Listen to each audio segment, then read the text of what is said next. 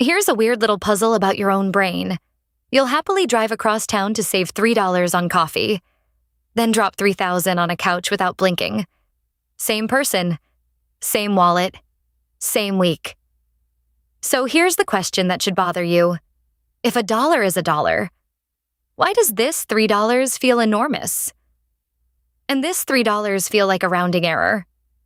You probably think the answer is, well, the couch costs more, so $3 matters less. That feels obvious. It's also completely backwards. $3 saved is $3 saved.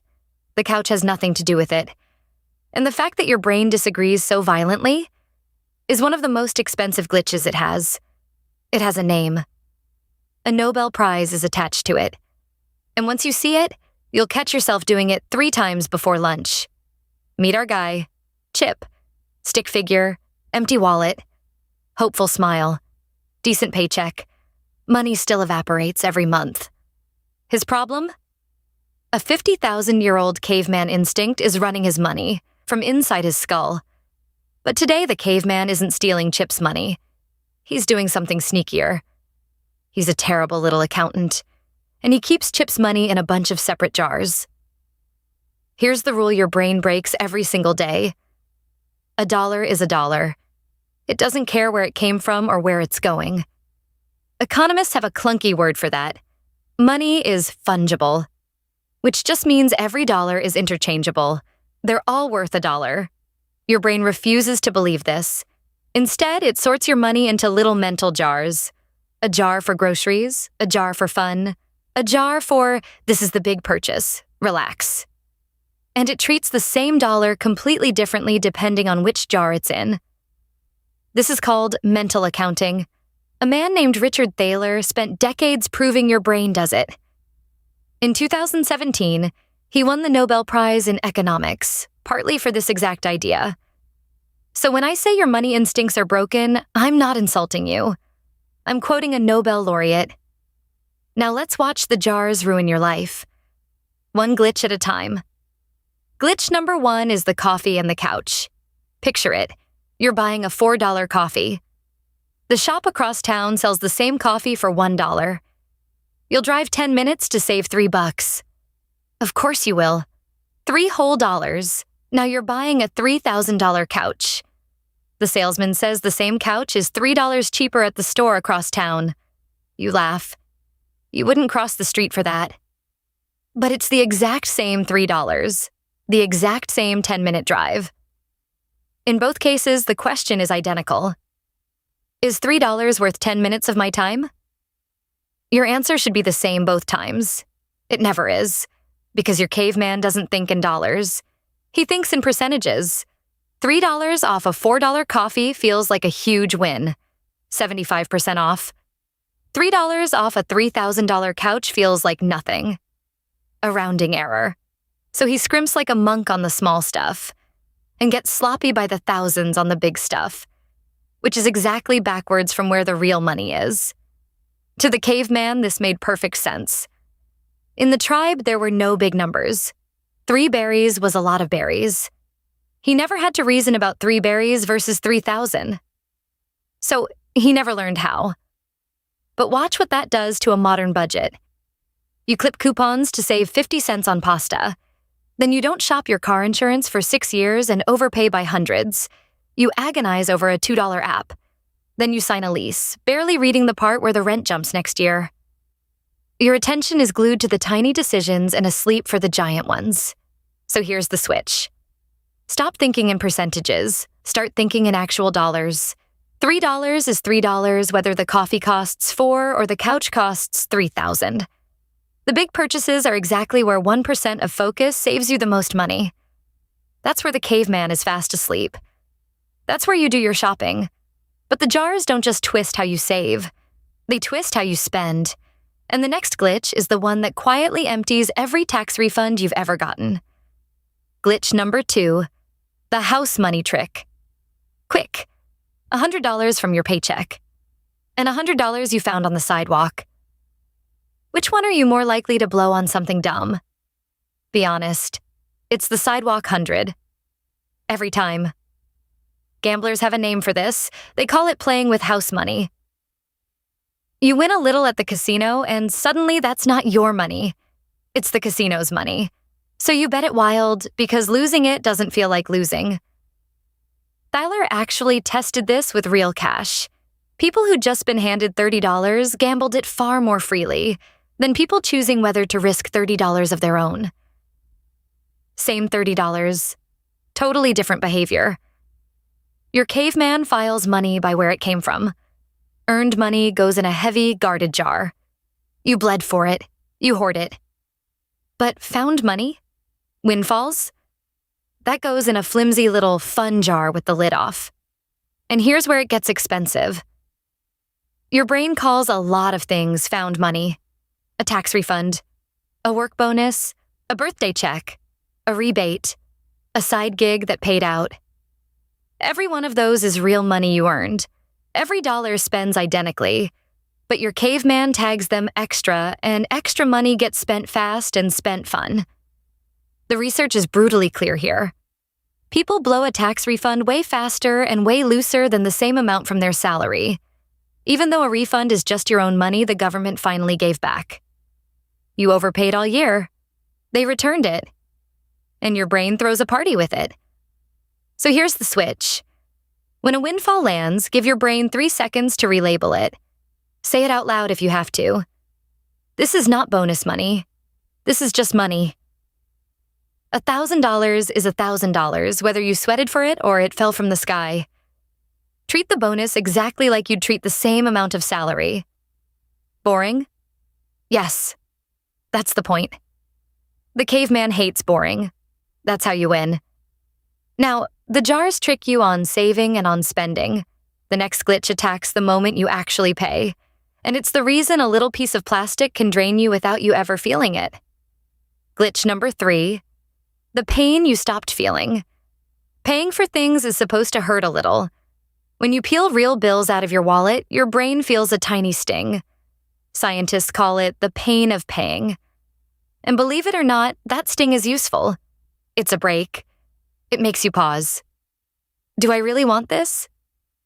Now watch what a credit card does to that break. You tap a card and the money doesn't leave. Not really. Not today. The purchase happens now. The pain gets shipped off to a statement next month. Your brain has separated the fun part from the paying part. No sting, no break, no pause. And there is a famous study on exactly this. MIT researchers auctioned off basketball tickets to 2 groups of students. One group could only pay with cash. The other could pay by card. The card group was willing to pay up to twice as much for the same tickets. Double, for an identical seat. Just because the pain was numbed. To your caveman, this is a trap with no warning light. He evolved in a world where giving up a resource always hurt. Hand over your food, feel the loss, think twice. That sting kept him alive. The card switches the sting off completely. So he keeps tapping, smiling, with no idea the bill is stacking up behind him. Now, I'm not here to tell you to cut up your cards. Cards have rewards, protection, a credit history. That's real. The switch isn't never use plastic. The switch is put the pain back in. Check the actual balance after every purchase, not at the end of the month. Use cash for the categories where you always overspend. Watch it physically leave your hand. You're not banning the card. You're reinstalling the break the card removed. But even with the break back on, your caveman has one last excuse ready. And it's the most flattering, most dangerous sentence in personal finance. Glitch number 4. I deserve it. You had a brutal week. You hit a goal. You got the promotion, and a little voice goes, "You earned this. Treat yourself." That voice is your caveman, and he's about to charge you for the celebration. Psychologists call this licensing. You do one good thing, and your brain hands you a permission slip to do a bad thing. You worked hard, so now you're allowed to overspend. And it feels like justice. Here's the trap hiding inside it. The win opens a brand new mental jar, a reward jar. And money in the reward jar barely feels like spending at all. It feels deserved. So you deserve the upgrade. You deserve the nice dinner. You deserve the splurge. And the bigger the win, the bigger the splurge that feels justified, which is exactly why so many people get a raise and somehow end the year with less in the bank than before. The raise didn't lift them up, it just unlocked a bigger reward jar. Now, I want to be careful here. Rewarding yourself isn't the crime. You should enjoy your money. A life of pure denial is its own kind of broke.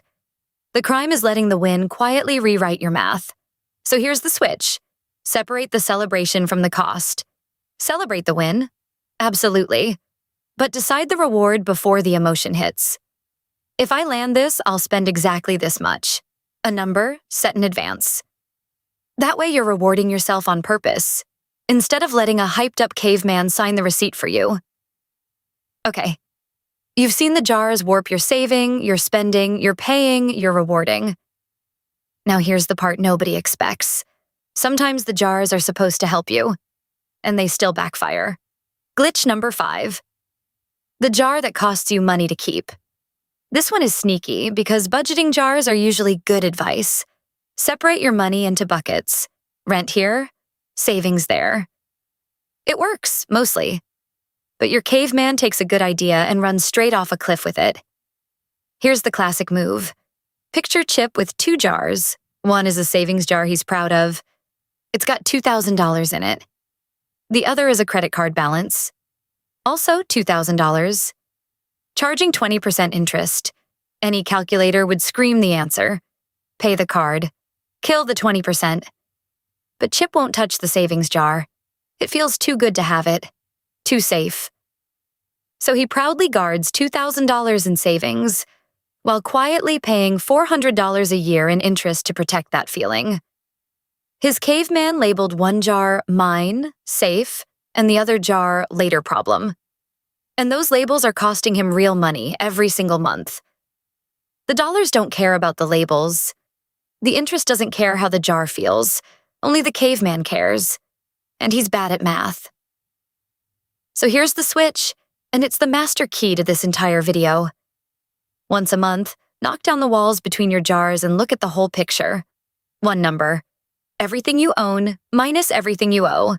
Not the rent jar, not the fun jar, not the proud little savings jar. The whole board, because that single honest number is the only one the caveman can't fake. All right, step back. Look at all 5 together. The coffee and the couch. House money, the painless card. I deserve it. The proud jar. Notice what every one of them really is. It's your brain pretending that a dollar isn't a dollar. Slapping a label on money and then believing the label instead of the amount. And every glitch melts the second you remember one boring, powerful sentence. A dollar is a dollar is a dollar, no matter what jar it's sitting in. The caveman will never believe that. He needs the jars to feel safe. But you don't have to live inside his accounting anymore. You can see the jars now. And the people who can see the jars are the ones who stop leaking money they never even noticed leaving. So here's the honest part I'll leave you with. You now understand why you bleed money. That's huge. Most people never get here. But understanding the leak isn't the same as building the boat. Because at some point, you've got to take the money you stopped wasting and actually put it somewhere that grows. And I have to be honest with you about where I started on that. I had $0, and I had no idea what an index fund even was. None. I thought it was something only rich people were allowed to touch. So next, we start completely from scratch. 0 to your first real investment, no jargon, no gatekeeping. That one's coming next.